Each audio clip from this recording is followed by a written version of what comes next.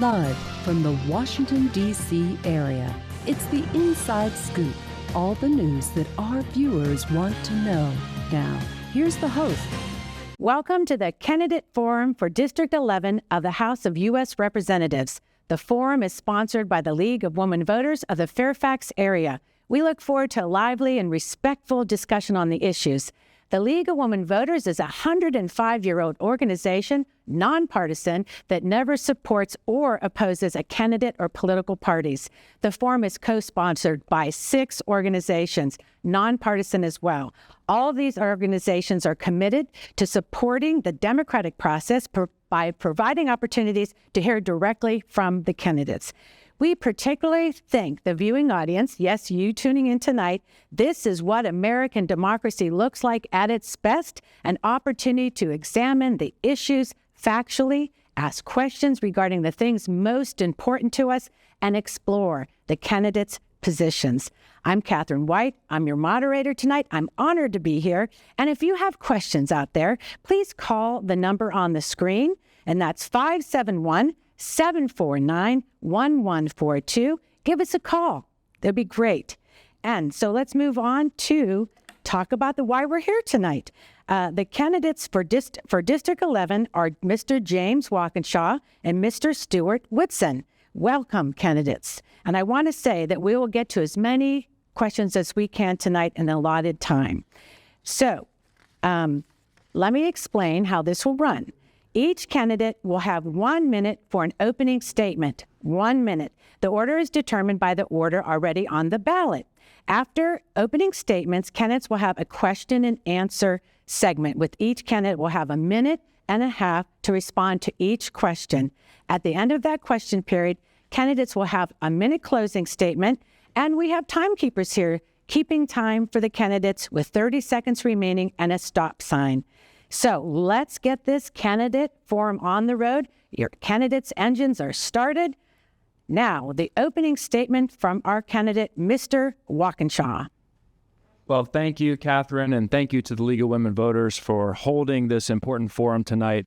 I'm James Walkinshaw. I'm a lifelong Northern Virginian, the longtime Chief of Staff to Congressman Jerry Connolly, and currently a member of the Fairfax County Board of Supervisors. I've spent my career delivering results and making our community an even better place to live. But today, our community is under attack. The Trump administration's reckless DOGE job cuts are impacting our families and our small businesses every day. We need a member of Congress willing and able to fight for us in this moment.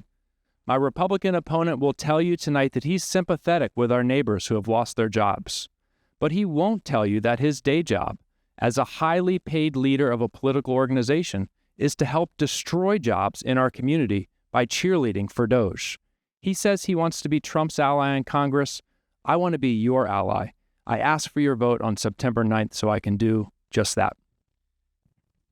Thank you, Mr. Walkinshaw. Now, the opening statement for our candidate, Mr. Whitson.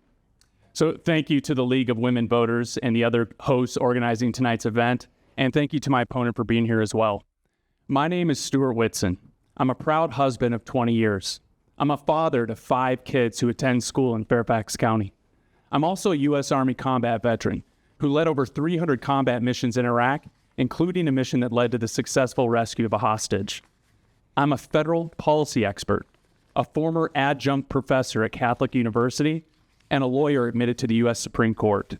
And I'm a former federal law enforcement officer who spent a decade serving our country in the FBI, helping to stop threats and make our family safe.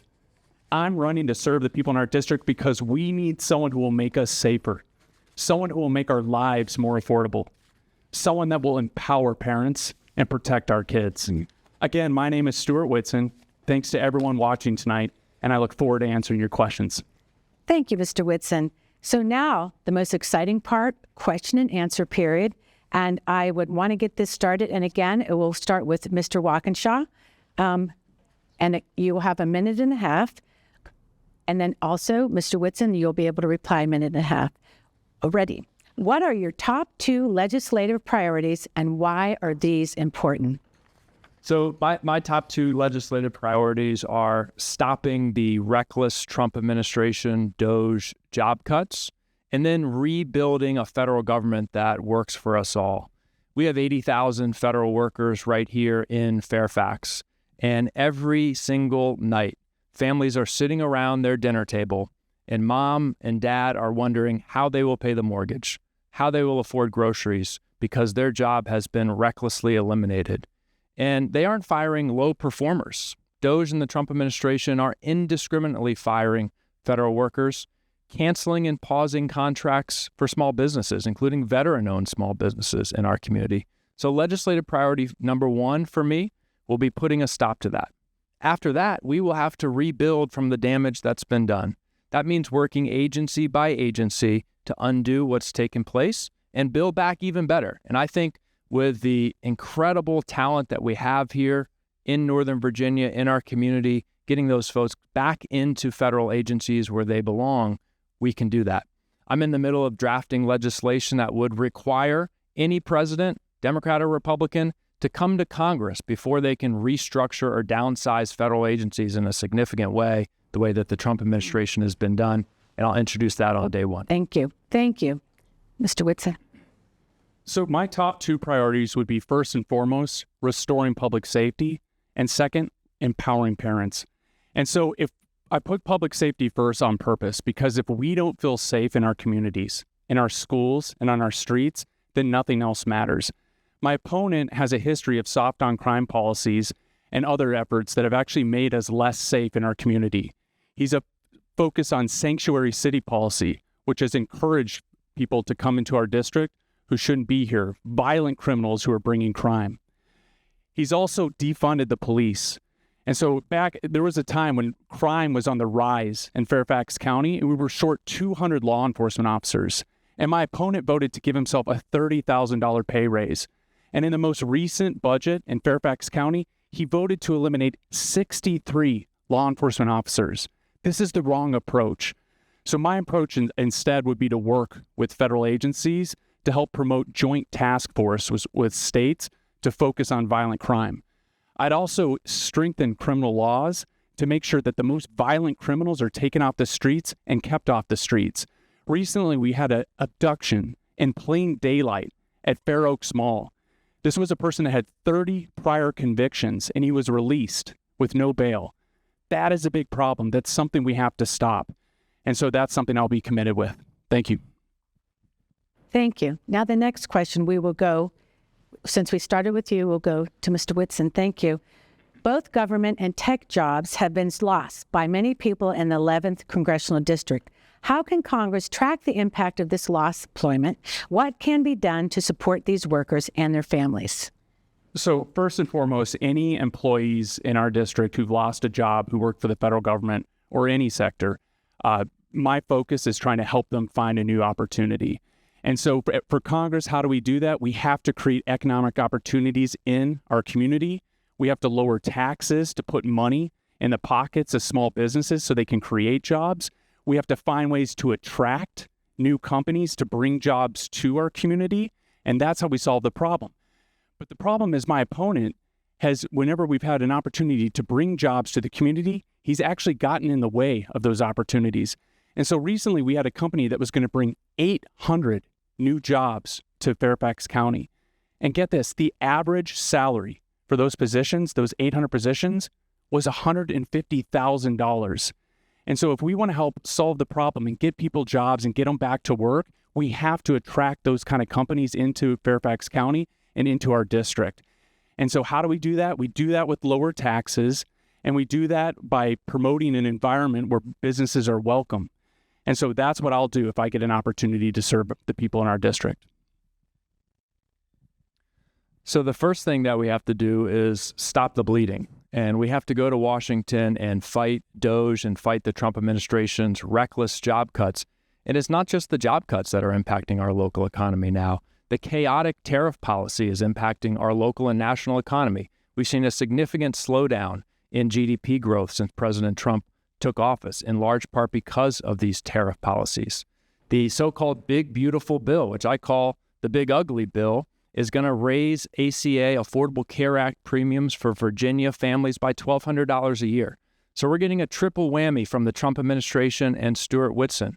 We're getting DOGE job cuts. We're getting tariff price increases, and we're getting health care costs rising.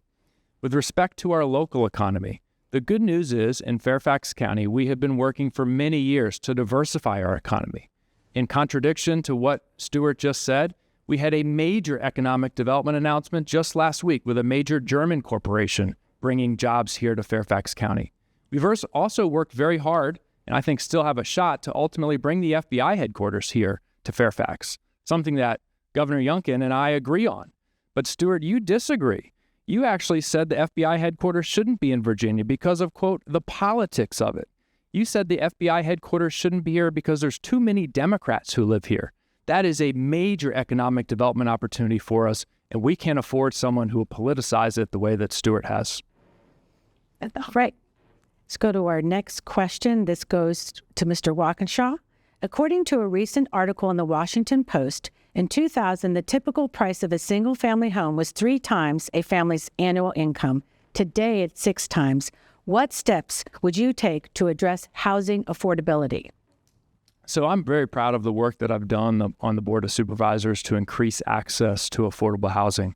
Folks can go today to the main Fairfax County Government Center and see the cranes building 279 new units of affordable housing on the parking lot of the Government Center. And on the ground floor of that building will be childcare affordable to low and moderate income families. And we're doing that across the county with committed affordable housing being built, including a lot of it dedicated to seniors.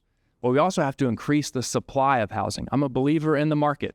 And if you don't increase the supply of housing, prices will go up. There's very exciting legislation that has passed a Senate committee, the ROAD Act. Tim Scott, a Republican, and Elizabeth Warren, a Democrat. Senator Mark Warner from Virginia has been a leader on this. And it takes a lot of the things we're doing here locally to increase the supply of housing and brings it nationally. So it incentivizes local governments to reduce red tape and bureaucracy and zoning restrictions that prevent the construction of housing. It creates an innovation fund for local governments that move forward in innovative ways to build more affordable housing. But a key thing we got to do right now is get the interest rates down. And the Trump administration's actions, including tariffs and the big BS bill, are driving up inflation and interest rates. And we got to put a stop to that if we want to make housing affordable in the short term. So thank you. So to fix the housing shortage, we need to really fix 3 different problems. Number 1, we have to lower taxes. Number 2, we have to rein in reckless spending. And number 3, we have to increase the supply of new housing. And so why do we want to lower taxes? If we lower taxes, not only, and I'm talking property taxes, but all taxes as well, but if we lower property taxes, that is one of the big drivers that is keeping people from getting into a new home. It used to be 20 years ago when someone was going to buy a new home, they just looked at the price of the home and the mortgage rate, and they decide whether that's how they made the decision of whether they could afford a home.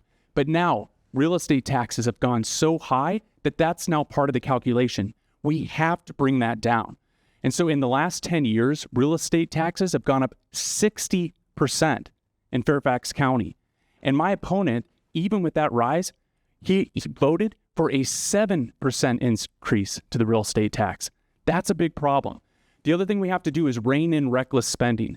If we rein in reckless spending, that will reduce inflation. And if we reduce inflation, that will bring down the mortgage rate.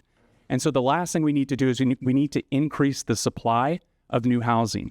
And we do that through streamlined permitting processes and deregulation. We have to make it easy for small businesses and construction companies to create new buildings, and we can do that by deregulation. Stuart, you can hold on to that mic. I want to tell the audience, thank you for calling in. We're going to get to your question shortly. But Stuart, your question, other costs of living, such as healthcare, food, transportation, and childcare, directly affect individuals and families. How would you work to reduce these rising costs and make their cost affordable? So this goes back to my earlier answer to rein in inflation, you have to stop reckless spending. And right now, a lot of the reckless spending that's happening in DC isn't being done by Congress. It's being done by the executive branch. The Biden administration spent more than $1.7 trillion through executive fiat. They didn't go to Congress and ask for their permission. He just spent it with the stroke of a pen. And so what that did is that pushed a bunch of money into the economy, and it drove up inflation. That's why the inflation rate hit 9% during the Biden administration. And so to fix this problem, we have to put in new solutions, such as the REINS Act. And so the REINS Act is the regulations from the executive in need of scrutiny. It's a new law that would require the executive branch to get congressional pre-approval before they create a new rule that has that kind of costly impact. And so this should be a nonpartisan issue. The power of the purse belongs with Congress, not with the executive branch. So this should be something that all parties agree to. And this is something I'll focus on to bring down those costs and reduce the cost of groceries and everything else for consumers. The other thing that we can do is promote good, sound energy policies that bring down the cost of energy. Because a lot of these costs, whether it's food or housing or anything, energy is at the heart of that.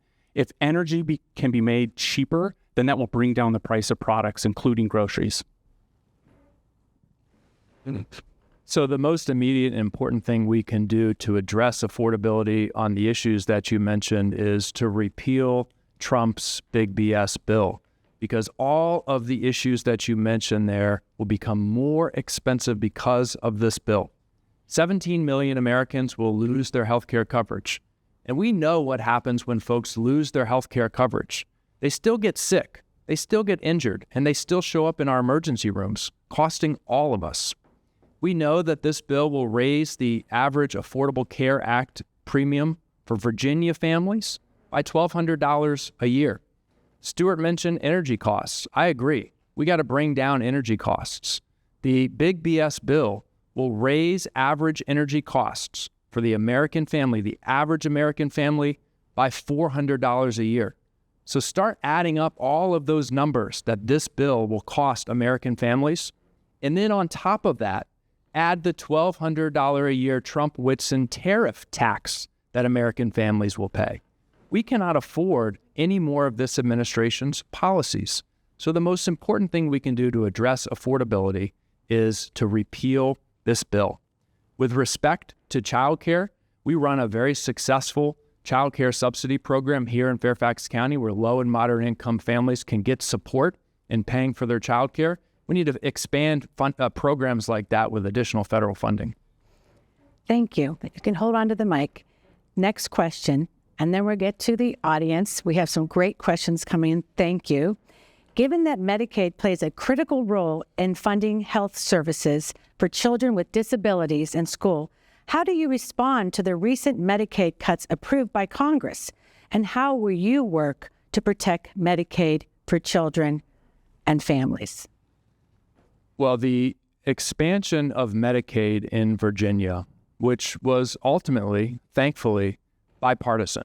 After several years after the Affordable Care Act passed, a handful of Republicans in Virginia had the courage to recognize that expanding health care coverage to hundreds of thousands of Virginians was both the moral thing and the economically smart thing to do. And the reconciliation bill, the big BS bill, is going to roll a lot of that back. And it has a serious impact on our schools. As you noted, Medicaid provides critical funding for healthcare for kids who are in our schools each and every day. And I'll point out what this bill does. It's really insidious. It establishes a series of work requirements, which aren't really about getting people, as Stuart says, anyone who doesn't have a job is sitting on the couch all day playing video games. I don't think that's right, but that's what he says. The requirements in the bill aren't actually about helping get people to work.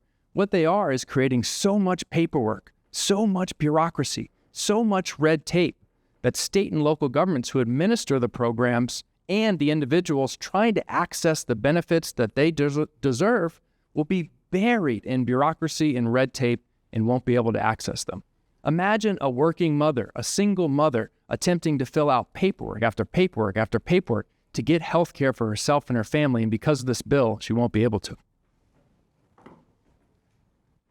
And so just to address a fallacy, so no, the passage of the One Big Beautiful Bill did not cut Medicaid. So even after passage, and this is a talking point that's parroted time and time again by the left, but it did not cut Medicaid. And so the One Big Beautiful Bill, even after that, Medicaid is going to go up by 25%. even after the One Big Beautiful Bill. And here's another key. No one will lose coverage, Medicaid coverage, who's legally entitled to it because of the actions in the One Big Beautiful Bill.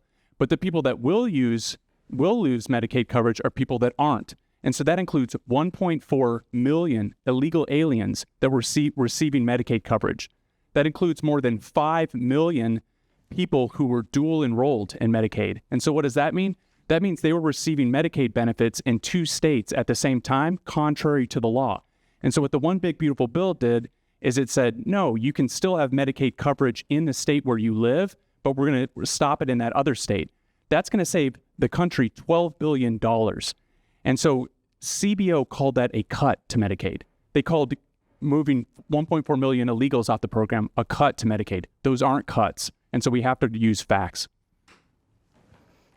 All right. So I want to remind the candidates to share your ideas and opinions as well. The viewers need to hear from you. So this is a really great time to sort of see your vision. With that, Stuart, there are some audience members out there very excited to participate. And we have a question from Reston, from Khadija. And the question is, Title I funding is being cut. How does school systems, that they've specifically asked Fairfax County Public Schools to continue the support for students? So it's funding cuts. We see the education cut. This person is worried about, what are we going to do about that funding? Please give your 90 minutes now. Yeah. So 90 seconds, sorry. So what we have right now is we have a radical leadership at the top of the Fairfax County Public School System who's hijacked a great education system filled with great teachers and great staff and great coaches. They've hijacked that to try to score political points against the president. And so what's happening is they are voluntarily taking on the administration. So they're going to bring a lawsuit. They're going to lose $160 million of federal funding.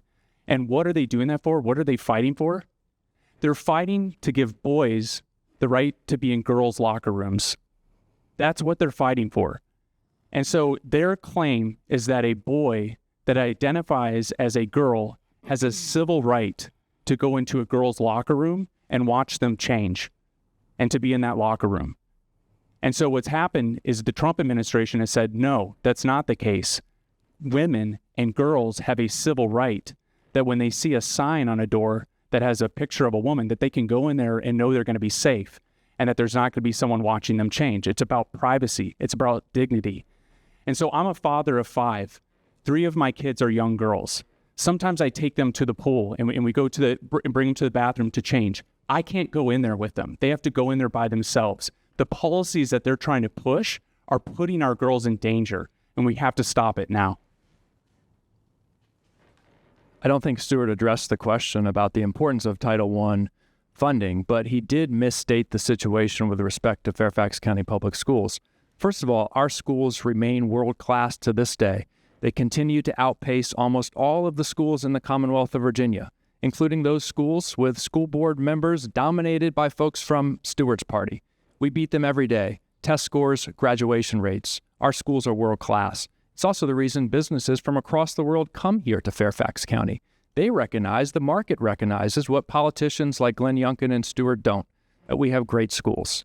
And far from voluntarily taking on a lawsuit, the Trump administration handpicked a handful of school districts because, like Stuart, they virulently cannot stand Democrats. They handpicked a handful of school districts led by Democrats and singled them out to attack our schools and attack our kids. The policies in our schools are consistent with federal law and state law, and what the Trump administration is asking would violate federal law and state law. In Fairfax County, we protect every resident of our community. We protect their privacy, as our school policies do, and we protect their safety. Title I funding is at risk. It was underfunded before the Trump administration, and now they're attempting to take it away entirely. It is a vital lifeline for low-income students across Fairfax County, and we have to fight the cuts. All right, another audience question. This is David from Springfield. What will you, and this is going to Mr. Walkinshaw first, what will you do to support the 14th Amendment to protect birthright citizenship and oppose the elimination of this amendment by executive order? Well, I will speak out in support of the Constitution, as I always have. I've sworn an oath to the Constitution, and I will continue to do that.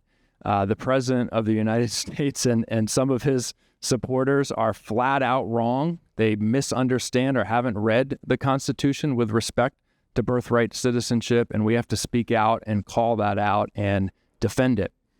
We also need to point out, we heard the President, another area where he doesn't understand the Constitution of the United States is with respect to mail-in balloting. Mail-in balloting, which, by the way, is critical to a lot of rural communities in this nation. The President of the United States, after hearing it from Vladimir Putin, seems to think that he has the legal or constitutional authority to ban it or eliminate it. He does not. This is a president who does not respect our Constitution and does not respect our rule of law. He has violated the Constitution on a daily basis since the day he took office.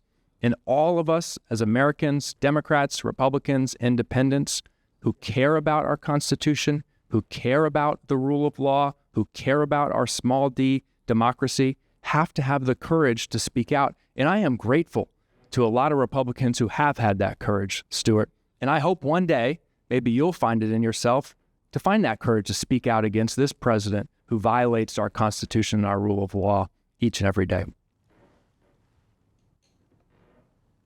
So I think that on the issue of birthright citizenship, there is a legitimate constitutional question. And so the language in the 14th Amendment says all citizens and non-citizens, but it says subject to the jurisdiction thereof. And so that language is something that the courts need to look at and make a ruling on. And so I will say the only reason this is an issue that's even being discussed by anyone is because of the disastrous border policies of the previous administration. And so for 4 years, they opened up the border and allowed criminals, drugs, violent people, violent gang members to flood across the border. 1.7 million known gotaways. A gotaway means that there were federal authorities who'd stop people that had illegally crossed the border.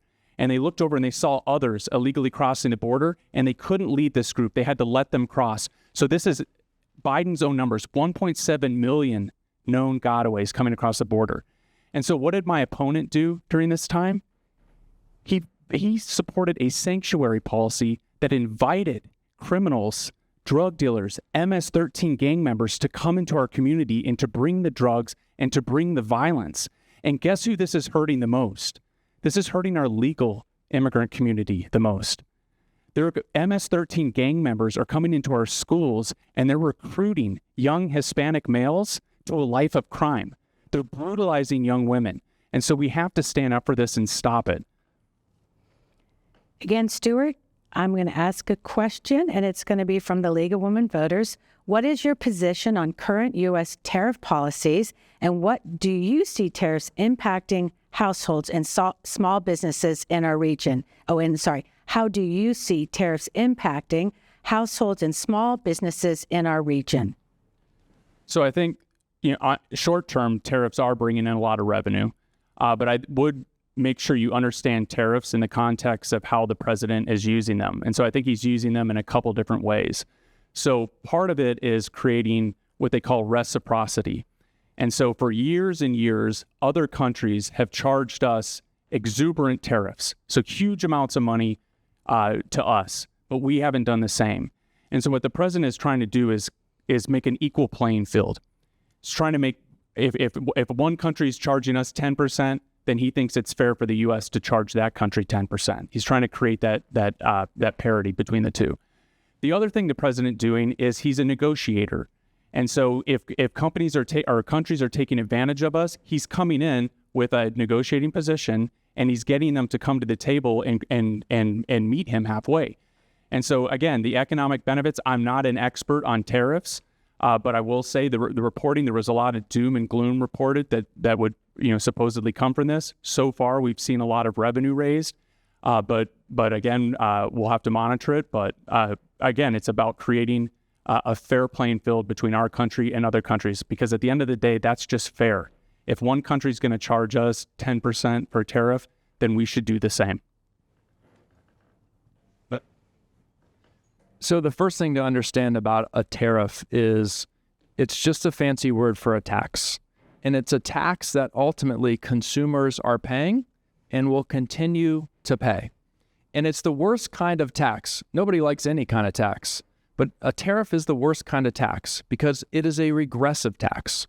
Because low and moderate income households in this country spend a higher percentage of their income on the durable goods, cars, dishwashers, shoes, clothes, than higher income families do who spend more of their income on services.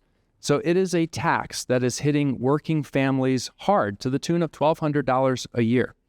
And look, there are times when a targeted tariff strategy can make sense.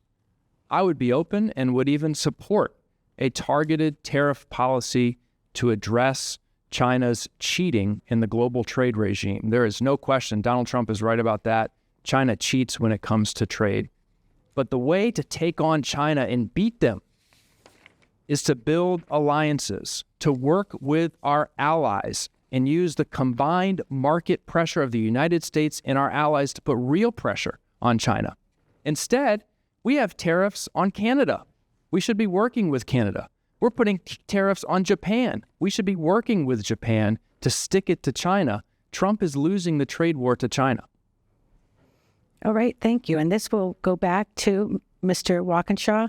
Congress has failed to pass comprehensive immigration reform. What measures would you support to modernize our immigration laws? Well, I think it's important to note why Congress has failed to pass comprehensive immigration reform. Because before the 2024 election, there was bipartisan legislation in Congress that took ideas from Republicans to strengthen the border and crack down on some forms of immigration, and ideas from Democrats to increase the amount of legal immigration, the immigration we all claim that we want to see, to bring high-skilled workers into this country to fill jobs that need to be filled. There was a bipartisan coalition in the Senate for that bill, and it could have been passed, and it could have been signed into law. Joe Biden would have signed it. Why didn't it pass? Because Donald Trump intervened. He called the Senate Republicans and said, don't pass this immigration bill because it will be bad for my election chances. Because I need to do what Stuart's doing here tonight, which is use this immigration issue for politics. That's why we don't have comprehensive immigration reform in this country right now. So we have to call that out, and we got to get beyond that. I support comprehensive immigration reform that strengthens the border and it expands legal immigration and develops a system of immigration that works. Because right now, for people who try to go by the rules, it doesn't work. I can tell you, I've worked on those cases in Congressman Connolly's office. That's the kind of immigration reform we need. So I think before we can start talking about comprehensive immigration reform, we have to deal with the big problem created by the previous administration first. And again, that's all the violence, all the crime brought into our communities with a wide open border for 4 years. For 4 years, the Biden administration claimed you needed comprehensive reform to fix the problem at the border. They claimed that the reason it was so chaotic and that so many people were flooding across and they couldn't get control of it was because they needed comprehensive immigration reform. They claimed that the reason they lost 300,000 young kids who they pushed across the border and pushed into homes where they didn't know where they were sending them. They claimed that would have been solved by comprehensive immigration reform. But the truth is, as soon as a president came in that was willing to enforce the existing laws, all those problems at the border went away overnight. And now we're left with hundreds of thousands and even millions of illegal immigrants in the community, and not just good people, but dangerous people, MS-13 gang members. And so I mentioned I served in the FBI for a decade. I also served as a member of the SWAT team in the FBI. And so I engaged in high-risk arrests against some of these folks. And these are dangerous, dangerous folks that we have to take seriously. So before we start talking about comprehensive immigration reform, we have to fix those problems first. Yes, thank you. So you still have the mic, Mr. Whitson. So there's two questions. It's interesting. One from the audience. I want to thank Mark from Burke saying, guns are the #1 cause of death of children. What would you do to protect our children from gun violence? Pretty much matches up with the League about promoting gun safety and preventing gun violence. But the number one death of children, what can we do to protect our children? Well, a lot of the deaths that are caused by gun violence are happening where? That's near us, in DC, right? And so what we're seeing is if you want to stop violence, one of the best ways is to enforce the criminal laws we already have on our books and stop the violence. And then not only do you enforce the laws, but then put people away and keep them away so they can't harm people and hurt people. And so what happens when a Republican administration comes in and starts doing that in DC?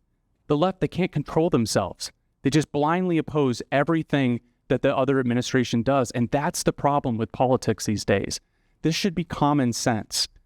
This should be common sense to make our communities safer, to get violent criminals off the streets. That should be nonpartisan. It should be common sense. And so again, how do we solve these problems with gun violence? We enforce the criminal laws we have on the books and we put people away. And so, so a prime example, the Fair Oaks Mall. This was earlier this summer. A guy that was arrested with 30 prior convictions, including violent crimes, was released because of soft on crime policies supported by my opponent. He then stole a vehicle and went to the Fair Oaks Mall and in broad daylight grabbed a little girl and kidnapped her. And so fortunately, when he was walking through the store, her mother saw him and stopped them. But think what could have happened. And so that's a result of soft on crime policies. We got to be tough. Each year across this country, the Association of Chiefs of Police gather the violent crime data from every jurisdiction. It's not Stuart's opinion or my opinion. It's not one story to scare people. It's the facts that chiefs of police gather across this nation. And what they have determined year after year, including most recently this year, is that Fairfax County is the safest large jurisdiction, the safest jurisdiction of our size in the United States of America, with the lowest violent crime rate. I'll note that the district that I represent is the safest of the districts in Fairfax County. I represent the safest police district and the safest large jurisdiction of the United States of America. And why is Fairfax County the safest jurisdiction in the United States of America? It's because we invest in our police department, and contrary to what Stuart said, every year I've been on the Board of Supervisors, the budget for the police department has gone up, while Trump has tried to cut it, by the way. It's because we partner with our community, everyone in our community, including our immigrant communities, and then we invest in those communities. And with respect to gun violence, I'm proud to have led the efforts to get guns out of our libraries and rec centers.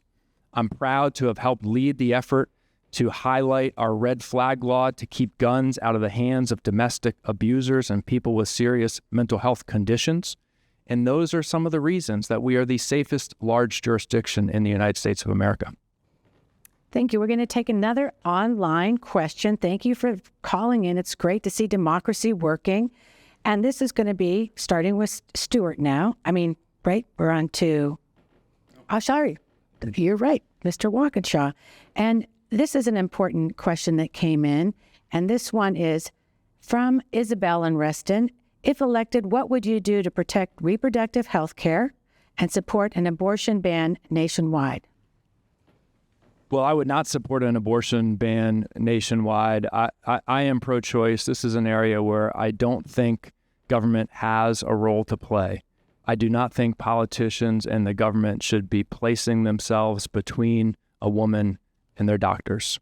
And we've seen in the wake of the Dobbs decision across this country, women losing access to critical reproductive services, not just abortion care, but other reproductive services that are critical to their health. We've seen women who have died because they haven't been able to access the services that they need. Virginia is the last state in the South where abortion rights are protected. We will have a constitutional amendment on the ballot next year to preserve that right in our Constitution. And I think this is an area where Stuart and I very much disagree. But if I'm elected to Congress on September 9th, I will do everything in my power to protect reproductive freedom, including abortion rights. And so, as I said in the beginning, so I'm Catholic. I have 5 young kids. And so, of course, I'm pro-life.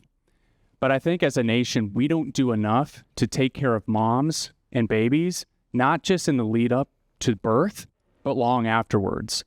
And so how do we fix that? We fix that by having the government, in a lot of cases, get out of the way of some of the nonprofit organizations that devote their time to help young women who find themselves with an unexpected pregnancy.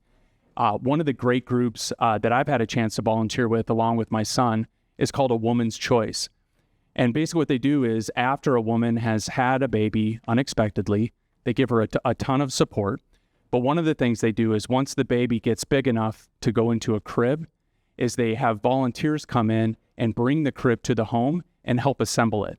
And so that's something that my son and I had a chance to do.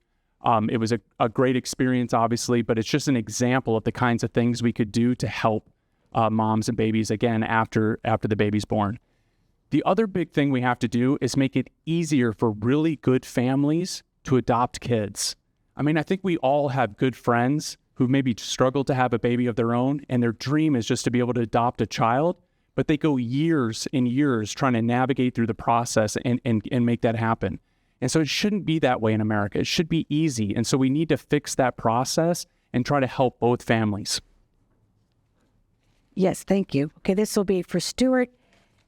A question from the League. Do you support the use of military personnel and federal law enforcement agents to police streets and cities? Why or why not?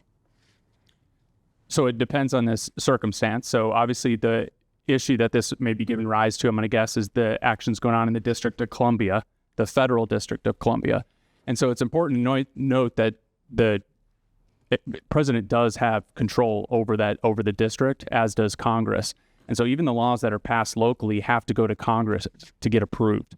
And so stuff that goes on in the federal District of Columbia is different than what can go on across the rest of the country. But there are also times when the state entities can call out the National Guard, and we've had to do that routinely when we've had out of control, riots in Washington and in California and LA. The National Guard has had to come out. I actually served in the Minnesota Army National Guard and have been activated both on the federal side and on the state side. So on the state side, when there was a flooding, they activate the National Guard to come in and help secure the homes. So to provide security, to basically do the job of law enforcement. And so that's something the state will sometimes do. And then obviously the National Guard can be activated by the president under what's called Title 10. So there are times when it's appropriate. There could certainly hypothetically be a time when it's not. But everything that's going on in DC is completely in accordance with law, from what I can tell. And it's actually doing, very positive things. It's stopping crime. It's saving lives. And so that should be nonpartisan. So I think all of us can agree that there are times when it is appropriate for the National Guard to respond to a national emergency, or even to respond to a significant outbreak of violence anywhere in the United States. Although I wouldn't say those situations are routine. They've been relatively rare in our history. What we're seeing right now with the Trump administration in Washington, D.C. is not routine. It is, quite frankly, a political effort. I don't think it's a coincidence that the president made this announcement and decision on the same day that we learned that inflation is rising and prices are going up on American families. The crime rate in the District of Columbia began to increase while Donald Trump was president, as did the national violent crime rate. Thankfully, during the Biden administration, those numbers started to come down. And in the District of Columbia, although crime is certainly higher there than we would tolerate here in Fairfax County, the crime rate is at a 30-year low. So crime is on the way down. And I was in Washington, D.C. earlier today, and what I saw were National Guard troops who I have tremendous respect for, who are highly trained to accomplish their missions. Their mission is not standing in front of Union Station taking pictures with tourists or having their picture taken by tourists. We have federal DEA agents standing around in D.C. They should be in communities across this country stopping fentanyl and addressing actual crime. They're standing around to create TV for the president. Thank you. The next question goes back to Mr. Walkinshaw. This is also online. This is from Bill from Vienna.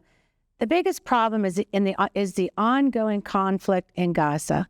What would you do to stop this violence? I'm assuming in Congress, and that obviously. Sure. Well, there was some late breaking news today that perhaps there is progress on a ceasefire that would return some of the hostages and stop the violence for the time being, pause the violence, and allow humanitarian aid to enter Gaza in the way that it should. We don't know yet what the outcome of that will be. I support a ceasefire that returns all of the hostages to their homes where they belong. A ceasefire that stops the violence that has led to far too many civilian casualties in Gaza, and a ceasefire that flows humanitarian aid into Gaza in the volumes that it needs to stop the famine that's unfolding there. And look, Hamas is a terrorist organization and should be condemned every day of the week for their attack on October 7th, for what they've done to Palestinians in Gaza, for the refusal to lay down their arms. But we need a ceasefire now. I'm a believer in a negotiated settlement that ultimately leads to a two-state solution, because I think that is the only way that we can secure the peace and prosperity and security that both Palestinians and Israelis deserve. And we need an administration committed to that, who has a coherent policy that doesn't involve forced displacement of people if we're going to get to that outcome that secures the peace, prosperity, and security that they deserve. I think anytime we're answering a question like this, we need to just take a pause and remember back to October 7th. And remember that Hamas came across the border, that they grabbed women and children and brutalized them, that they filmed it with GoPro cameras and sent the film back to their family and friends in Gaza, that they then took these women and children, loaded them into vehicles, and drove them back into Gaza to huge crowds of people cheering for them as they unloaded women who were bleeding from their bodies, who had been brutalized by Hamas, and the crowd cheered.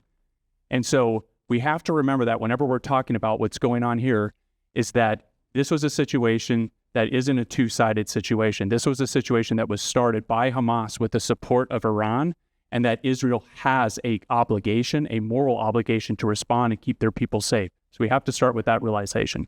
The other realization we have to start with is weakness invites aggression. So October 7th, the Ukraine war, none of that would have happened if we had a strong president in office to discourage that. But the rest of the world, when they see weakness in the U.S., that invites aggression. And so now we have a president who's having to deal with a problem that's been handed to him from the previous administration, and he's doing everything they can to try to bring peace to the area. But here's the most important thing. We have to protect innocent life on both sides. Thank you. And this goes to Stuart. And I think this would be good to talk about voting, since we're League of Women Voters, and a question that they have dear to their heart about voting and the rights. What is your view on the John Lewis Voting Rights Advancement Act and the SAVE Act? So what are your views on the John Lewis Voting Rights Advancement Act and the SAVE Act? So I opposed the John Lewis Voting Rights Act because that was H.R. 1 when the Democrats were back in control of Congress. And so the reason is basically what that act did is it tried to push policy. So, and let me back up. So during 2020, during the COVID crisis, a lot of states ignored the election laws they had on the books because we were in a crisis. And so the election was had and irregularities were done. And so states responded with common sense election integrity laws to try to fix some of those problems that happened. And so the John Lewis Act was basically an attempt by the Democrats to push their version of what they think the election law should be on all the states across the country. And so that's not right. And so I oppose that. And so part of the in that law was extending Section 2 of the Voting Rights Act to basically to force states to get pre-approval from DOJ, so from a bureaucrat basically in DC to give pre-approval before a state can pass an election law. And so that's wrong. I would never support that. The SAVE Act, what that requires is proof of U.S. citizenship before you vote. And so that is something I would pass. But here's what's more important when it comes to elections. We have to be able to trust the outcome of the election. When we wake up after the next morning, we have to believe that whoever won that election deserve to win that. And so we need common sense election integrity reforms such as voter ID. We've heard a lot about crime and public safety tonight, and we talked about crime in the District of Columbia. On January 6, 2021, a terrible crime was committed in D.C. when insurrectionists attacked our Capitol. And they beat police officers, and police officers died. And President Trump pardoned every single one of those criminals, including those that beat police officers. We should ask ourselves, why did they attack the Capitol? Why did they attack those police officers? They did so because of the big lie of 2020 that Donald Trump spread and that Stuart has repeated here tonight. States did not ignore election laws in the 2020 election. This was litigated. Not a single court has determined that states ignored their election laws in 2020. The 2020 election was free and fair, and Donald Trump lost, whatever Trump, Vladimir Putin, or Stuart Whitson might think. I do support the John Lewis Voting Rights Advancement Act. Among other things, it would end partisan gerrymandering, a topic that's in the news a lot today. And we hear sometimes blaming both sides as if Democrats and Republicans both gerrymander. Democrats in Congress have voted twice to ban partisan gerrymandering. Not a single Republican voted for it.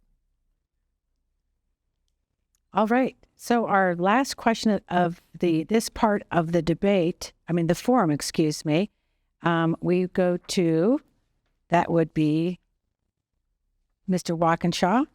And this one is, what is your view of the ICE detention facilities in the United States? Should these be subject to greater congressional oversight?